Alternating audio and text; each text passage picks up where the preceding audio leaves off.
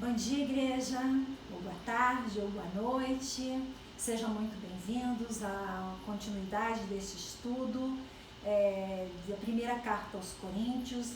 Hoje é a 14ª aula. Quem não assistiu os anteriores estão disponíveis no YouTube, podem assistir. Hoje nós estudaremos os últimos versos do capítulo 9, que Paulo nos ensina sobre a corrida, né? Então, que nós possamos aprender mais um pouquinho da palavra de Deus, porque ela é que é a base da nossa caminhada, da nossa corrida, da nossa jornada aqui na Terra. Então, leremos dos versos 24 ao 27. Vocês não sabem que os que correm no estádio, todos na verdade correm, mas um só leva o prêmio? Corram de tal maneira que ganhem o prêmio. Todo atleta em tudo se domina, aqueles para alcançar uma coroa corruptível, nós, porém, a incorruptível. Assim corro também eu, não sem meta, assim luto, não como desferindo golpes no ar, mas esmurro meu corpo e o reduzo à escravidão, para que, tendo pregado a outros, não venha eu mesmo a ser desqualificado. Então aqui primeiramente vamos ver o contexto, né? Paulo, ele usa figuras do atletismo, de um corredor e de um lutador, para descrever o rigor que eles tinham no atletismo na época, né? E qual o propósito que é levar o evangelho, avançar com o evangelho. Esse é o maior propósito, né? E Corinto era a sede dos Jogos Isthmicos, que naquela época só perdia para as Olimpíadas de Atenas, né? Que já existia há muito tempo, antes inclusive de Paulo chegar lá. Então Paulo aproveitou a oportunidade para falar de atletismo, que fazia parte da cultura deles. E o prêmio que os vencedores recebiam na época era uma coroa feita de folhas. A corrida, o que pode ser uma corrida? Ela pode ser comparada a uma jornada, ou uma longa jornada, uma longa caminhada, uma maratona, né? E a corrida cristã é uma grande jornada, cujo alvo é vencer, é chegar lá, é receber o prêmio que o Senhor tem para nós. Essa é a nossa corrida cristã. No verso 24, nós lemos: todos, na verdade, correm, mas só um leva o prêmio. Aqui, Paulo está se referindo à corrida que tinha no estádio lá de Corinto, né? Que muitos corriam, mas só um levava o prêmio, porque era só o vencedor. Então, a necessidade do esforço para alcançar aquilo. Mas depois ele continua: corram de tal maneira que ganhem o prêmio. Percebam que lá no início falava assim, só um leva o prêmio. Mas depois ele fala, corram, no plural, ganhem. Então aqui ele está dizendo, dando uma ordem para o cristão de Corinto e hoje para nós: corram, né? Busquem o prêmio, lutem pelo prêmio, e a promessa do prêmio é para todos nós. Corrida. O que é necessário para uma corrida? O que envolve uma corrida? Primeiro, uma decisão, uma escolha, ser chamado, ser escolhido também, né? E na nossa corrida cristã, né, a gente também tem um momento que a gente tem que escolher, né? Seguir a Cristo. É uma decisão. Eu quero seguir a Cristo, né? Eu quero correr essa corrida. Eu quero chegar lá. Uma corrida também tem o técnico, tem o instrutor. O nosso grande instrutor é o Espírito Santo. Ele que nos ajusta, ele que vai nos moldando, né? A nossa liderança também nos ajuda, também nos instrui. Às vezes a gente não gosta de de ser puxado, mas é importante, é para o nosso bem. Então o instrutor, ele às vezes trata com muita severidade aquele atleta ali, mas é necessário, porque tem um alvo lá na frente. Também precisa de preparação e treinamento, disciplina, abdicação. Então, é muito treinamento, é muita... a pessoa se anular para um objetivo maior. E assim, às vezes, é a nossa corrida cristã também. A gente precisa conhecer a palavra, conhecer a vontade de Deus para nós. A nossa maior preparação está na palavra de Deus. Então, a gente precisa dessa instrução da palavra do Senhor. Também, numa luta, precisa de estratégia. Planejamento de curto prazo e de longo prazo. A estratégia maior é alcançar o alvo, né? Mas para isso precisa de propósito, de meta, de alvo. A caminhada diária, a gente tem aquela meta de longo prazo, o planejamento estratégico de longo prazo, lá na frente. Mas dia a dia a gente tem que ir ajustando, a gente tem que ir planejando as decisões diárias, as escolhas diárias. Então, é uma corrida longa, mas que envolve pequenos passos. E é nos pequenos passos que a gente tem que ir ajustando a nossa caminhada. Precisa também de muita força, perseverança, foco. É o tempo todo estar focado naquilo que a gente quer alcançar. E uma corrida também, ela tem os nossos adversários. Muitas vezes num jogo, né, o técnico, ele vai lá, cada jogo que tiver, ele vai avaliar o adversário, qual a tática para aquele adversário. E assim é a nossa vida com Cristo. Também a gente tem que analisar, primeiramente é ter o nosso foco, mas também verificar os adversários. E também tem um juiz. E o nosso juiz é o Senhor.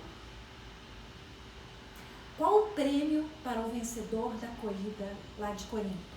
Era uma coroa corruptível, uma coroa de ramos de folhas que murchava rápido, que se deteriorava, mas ela era dada ao vencedor de uma competição pública de atletismo. Aqui está uma figura, né, de como era a coroa, dá uma ideia de como era a coroa na época. Era o único prêmio que eles ganhavam.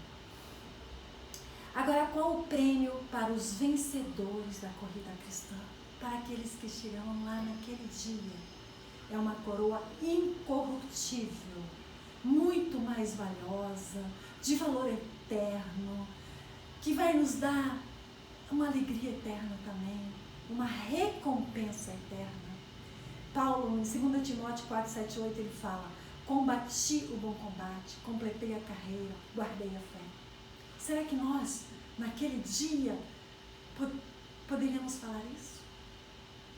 Mas ele continua: desde agora me está guardada a coroa da justiça, que o Senhor, reto juiz, me dará naquele dia. Percebam, dia de letra maiúscula. E não somente a mim, mas também a todos os que amam a sua vinda. Então, o nosso justo juiz, o Senhor, tem uma coroa guardada para nós, que chegaremos lá naquele dia, né? E Paulo fala: não somente a mim, mas a todos vocês que aguardam a vinda do Senhor, que amam a vinda do Senhor Jesus. Paulo também costumava referir-se aos seus filhos da fé como parte da sua coroa na vitória. Como ele escreveu aos Tessalônicos: pois quem é a nossa esperança, ou alegria, ou a coroa em que nos gloriamos na presença do nosso Senhor Jesus em sua vinda? Não é verdade que são vocês? Então aqui ele estava dizendo assim: vocês é que fazem parte da minha coroa. Ele, aquelas pessoas que ele ajudou a levar a Cristo, que ele evangelizou, fazem parte da coroa dele, fizeram parte da coroa dele. E assim também é importante nós ajudarmos as pessoas, amarmos as pessoas, levarmos pessoas a Cristo, ajudarmos na caminhada, na corrida cristã. Isso vai fazer parte da nossa coroa, da nossa premiação no dia do Senhor. O verso 9:25a, eu peguei 3 traduções bíblicas para melhor mostrar o que Paulo quis dizer. É a Nova Almeida Atualizada, que é a que nós estamos utilizando neste estudo, a NVI e a Revista Corrigida. Então vamos aos 3 textos, que na verdade significam a mesma coisa. Todo atleta em tudo se domina. Ou, todos os que competem nos jogos se submetem a um treinamento rigoroso. Ou ainda, e todo aquele que luta, de tudo se abstém. Então, nessas 3 traduções, a gente percebe que a vitória numa competição, ela exige grande disciplina, treinamento intenso, perseverança, domínio próprio, abdicação de muitas coisas. Muitas vezes nós temos que deixar familiares, nos afastarmos de familiares. Muitas pessoas, às vezes, na hora de um atleta, quando ele vai para um treinamento rigoroso, ele às vezes deixa a família de lado, né? Depois ele retorna, né? Um missionário, quando vai, ele deixa a família, né? Vê uma vez por ano, 2 vezes por ano, como é o caso da nossa pastora, de outras pessoas da nossa igreja, né? Muitas vezes precisa se submeter a uma dieta rigorosa, comer mais uma coisa ou menos outra, se abdicar de amigos, de lazer. São muitas trocas, muitas renúncias que precisa ser feita. Cada competidor de Corinto, ele tinha que se submeter a um rigoroso treinamento de 10 meses. Então vejam bem, lá em Corinto eles ficavam 10 meses treinando de uma forma muito rigorosa. E qual o prêmio? Uma coroa de folhas. Era o único prêmio. E a gente vê assim, 10 meses treinando, né? A gente vê que às vezes um atleta, né, nos nossos dias, com as histórias que nós conhecemos, às vezes eles treinam milhares de horas, mas o prêmio depende da sua atuação em apenas alguns segundos ou minutos. Às vezes é uma coisa assim, 100 metros, são alguns segundos, né? Uma maratona já demora mais, mas tempo é pouco. Então, a nossa caminhada precisa o tempo todo a gente estar ali firme. Por isso que Paulo fala, olhando para o alvo, com meta. Porque quando a gente olha onde quer chegar, a gente vai firme. Mas não podemos esmorecer nunca. Assim, um atleta, tipo assim, já treinei bastante, já sou favorito, já analisei meus adversários. Aí na véspera da competição ele vai cair numa noitada. Ou bebe, ou faz a dieta errada, ou não dorme bem. O que vai acontecer? Ele pode chegar lá no final e perder tudo. Então, sempre firmes e não deixar de ficar olhando para onde quer chegar. No verso 9:26b, assim luto, não como desferindo golpes no ar. A luta no grego, ela dava uma ideia de agonia. Isso significa o quanto que um atleta precisa de disciplina e esforço a ponto de comparar a uma agonia. Então a gente imagina assim, Paulo, ele se entregava de uma forma tal, ele sofreu tanto para levar a Cristo. Levar Cristo às pessoas. E assim deve ser a nossa luta também, né? Agora, a luta física, né? Os adversários e os seus movimentos são visíveis. E Paulo fala ali, não desferindo golpe no ar, né? Então, o golpe tem que ser certeiro, né? Mas quando a luta é espiritual, os adversários são invisíveis. Mas eles são reais, eles são verdadeiros, eles existem, né? Então, a nossa necessidade de oração, de vigilância, da ajuda do Espírito Santo de Deus, Ele que nos mostra a hora certa, o local certo de dar o golpe, de vencermos cada etapa da nossa vida. Agora, quais são nossos possíveis adversários? Eu escolhi primeiro assim, a carne. Porque em Gálatas 5,17 fala, porque a carne luta contra o espírito e o espírito luta contra a carne. Então é uma luta diária, constante. Agora, outro dia alguém me falou, quanto mais eu me encho de Deus, quanto mais eu busco a Deus, menos a minha carne luta contra mim, né, no caso, luta contra o espírito, né? Então, é uma luta diária. Quanto mais a gente busca Deus, quanto mais a gente alimenta a nossa vida espiritual, mais a nossa carne fica fraca e o nosso espírito fica forte. Outro inimigo, outro adversário, o mundo.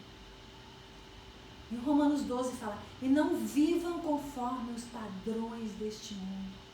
O mundo, ele está cada vez mais implantando padrões, querendo colocar certas práticas que são contrárias a Deus. Então, é uma vigilância constante, é uma luta constante, a importância de conhecermos a palavra de Deus, porque aí a gente sabe assim, não, o padrão do mundo é esse, mas o padrão de Deus é este. Eu escolho seguir a Deus. É uma escolha constante que nós temos que ter. Outro adversário, o pecado. Lá em Hebreus 12:1 fala assim, livremo-nos de todo peso e do pecado que tão firmemente se apega a nós e corramos com perseverança a carreira que nos está proposta. Então, os corredores de antigamente, muitos deles usavam pesos, sacos amarrados na hora de treinar. Mas na hora da corrida, eles tiravam tudo aquilo.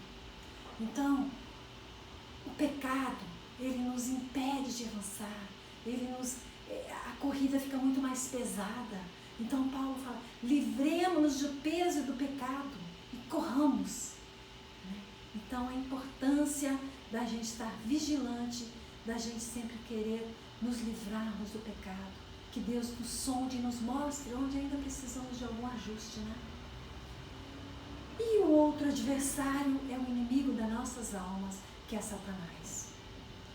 Como está em Efésios 6:12, porque a nossa luta não é contra o sangue e a carne, mas contra os principados e as potestades, contra os dominadores deste mundo tenebroso, contra as forças espirituais do mal nas regiões celestiais. Então, ele está ao nosso derredor. Ele está o tempo todo querendo atrapalhar a nossa caminhada. Ele não quer que nós cheguemos no alvo, que chegamos no final. Então, se até Jesus, ele lutou contra Satanás, ele foi tentado, né? Então, a gente achar que a gente não vai, claro, ele está sempre tentando. Mas quando a gente fica firme, focando a nossa caminhada, né? Firme nos propósitos do Senhor, a caminhada com propósito, com perseverança, aí a gente vai andando e ele não consegue nos atingir. Agora, mais um adversário, muitas vezes, somos nós mesmos. Muitas vezes é o medo, o desânimo, a distração, falta de foco, às vezes é o excesso de confiança em nós mesmos. Muitas vezes o atleta, se ele vai com muita confiança nele, muitas vezes ele acaba não alcançando o objetivo, porque ele está confiando muito nele. A gente tem que confiar no Senhor, a nossa força, a nossa confiança deve estar no Senhor, né? E não colocar a nossa confiança na fonte errada. Um exemplo disso, que a gente pode citar, é Elias, né? Aí ele fugiu, porque estava sofrendo ameaça de Jezabel, né? E aí, lá pelas tantas, sentou numa sombra de um zimbro, e aí ele desejou morrer. Aí chega um anjo do Senhor, Elias, tem que comer e beber. Aí o anjo colocou o alimento ali do lado dele. Aí ele comeu, bebeu o pão, mas voltou a dormir. voltou a ficar desanimado. Mas aí o Senhor enviou novamente o anjo e falou para ele assim: levanta-se e coma, porque a viagem será longa. Então se levantou, comeu, bebeu e com a força daquela comida caminhou 40 dias e 40 noites. Então muitas vezes precisamos de um anjo, da ajuda de alguém. Levante-se, caminhe. A gente precisa se alimentar da palavra de Deus. Aí a nossa jornada vai mais longe. A gente tem mais força para caminhar. Aí, com aquele alimento, ele caminhou 40 dias e 40 noites. Verso 9 e 28. Assim corro também eu, não sem meta. A nossa corrida cristã deve ser com propósito, com alvo, e não para qualquer direção, de qualquer jeito. A gente tem que ter sempre em mente onde quer chegar. E Paulo, novamente, em Hebreus 12, 1 e 2, ele colocou assim: corramos, olhando firmemente para o autor e consumador da fé, que é Jesus. Então, Paulo falou: continuem correndo, corramos, mas sempre olhando para o nosso alvo, que é Jesus, para o nosso autor e consumador da nossa fé, que é Jesus. E a meta de Paulo era ganhar o maior número possível de pessoas para Cristo e glorificar a Deus. Essa era a meta de Paulo. O que ele fazia, como a gente viu na aula passada, né? Paulo, ele fazia por amor aos pecadores, ele se fez de muitas coisas, ele se fez de escravo de todos. Você imagina um escravo de todos? É a menor posição de alguém, ser escravo. Mas ele se fazia de escravo para quê? Para ganhar o maior número possível de pessoas. Então o objetivo dele era levar o maior número de pessoas para Cristo. Essa tem que ser a maior meta de um cristão. É chegar lá, mas carregando. O povo, nós somos o corpo de Cristo. Muitas vezes na nossa caminhada, na nossa corrida, às vezes a gente precisa dar uma parada e ver quem está ao redor nosso, para ajudar, pegar na mão, assim como Elias foi ajudado. Muitas vezes nós temos que ser esse anjo, pegar na mão. A gente não tem que chegar lá sozinho. Muitas vezes a gente tem que dizer: eu quero que o maior número de pessoas esteja junto com esse corpo de Cristo, com a igreja de Cristo, com a noiva de Cristo naquele dia. Essa tem que ser a nossa visão. Paulo também, ele zelava para não ser desqualificado. No último verso: mas esmurro o meu corpo e o reduzo à escravidão, para que, tendo pregado a outros, não venha eu mesmo a ser desqualificado. Então Paulo aqui pensava no domínio sobre si, sobre a sua carne. Ele colocava assim: esmurro o meu próprio corpo, porque eu tenho que dar um bom testemunho. Eu preguei a muitos, eu não posso no final ser desqualificado. E não ser desqualificado significa não resistir à prova, não receber a recompensa. Como diz o carioca, é correr, correr e morrer na praia. Não é isso que Paulo queria. Ele queria a coroa, alcançar o prêmio e agradar a Deus. E aqui não era uma questão de salvação. Paulo sabia que ele estava salvo.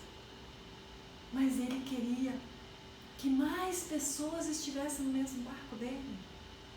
A gente também. A gente não basta assim olhar para a gente: eu estou garantida. Mas a gente tem que querer que o maior número de pessoas chegue lá naquele dia.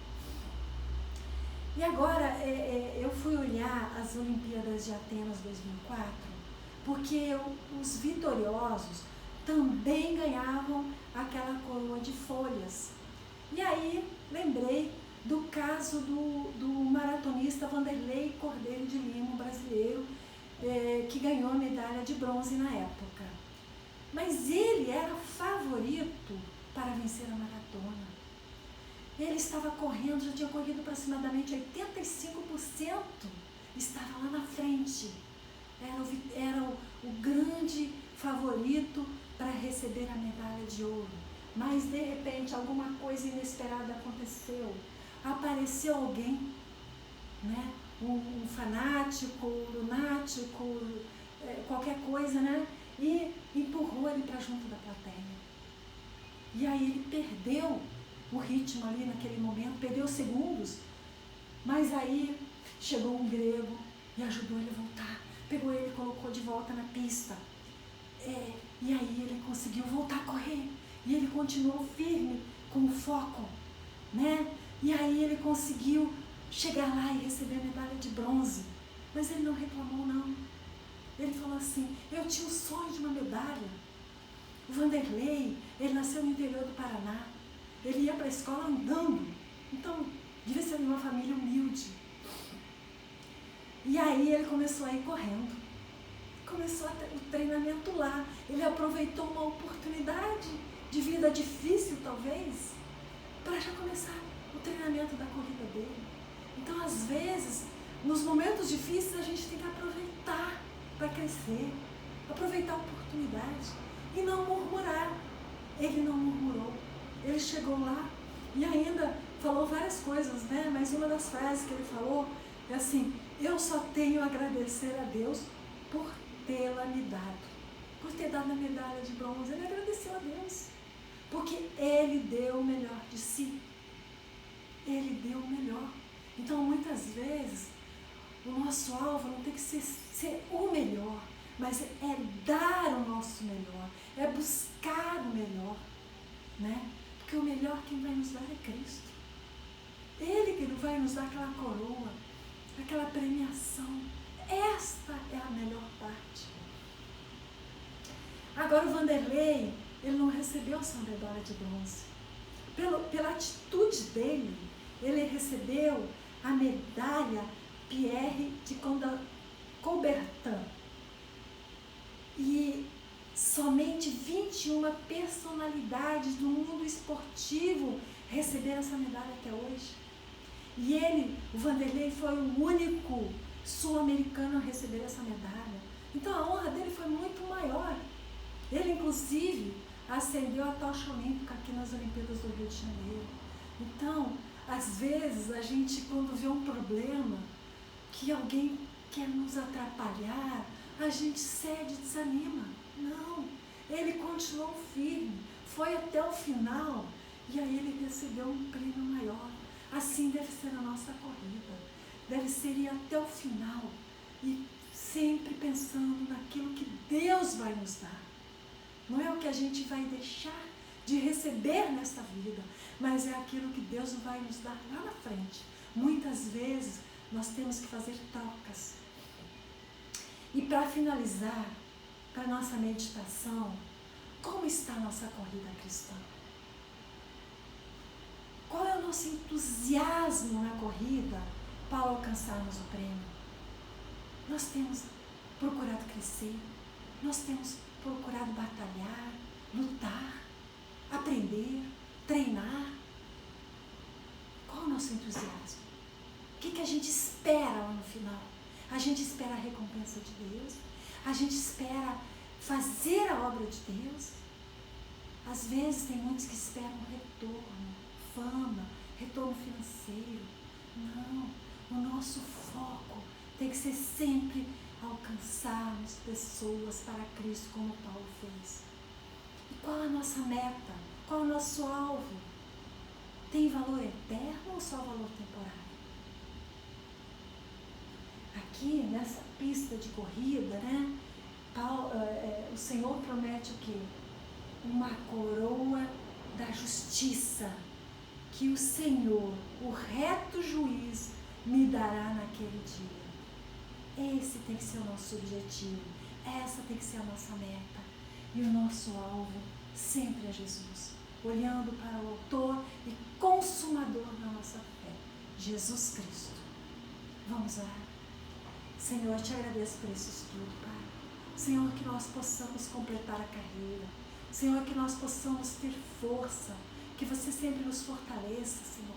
Que você nos ajude na caminhada, Pai. Que você faça sempre perceber aquilo que está nos atrapalhando e muitas vezes que nós tenhamos força para deixar de lado aquilo, para seguir o caminho, para seguir em direção ao nosso alvo. Senhor, não deixe nós perdermos o foco, Pai. Ajude-nos sempre a buscar, ajude-nos a completar a nossa corrida, ajude-nos a ganhar aquele prêmio naquele dia, no dia da vinda do Senhor Jesus, Pai. Senhor, eu te agradeço, Pai. Senhor, por tudo que tens feito, pelo que ainda hás de fazer, Pai. Senhor, nos fortaleça, Pai, a cada dia, Pai, a estarmos juntos um dia na Tua presença, Pai. É o que te pedimos, Pai, e já te agradecemos, em nome do nosso Senhor e Salvador, Jesus Cristo. Amém.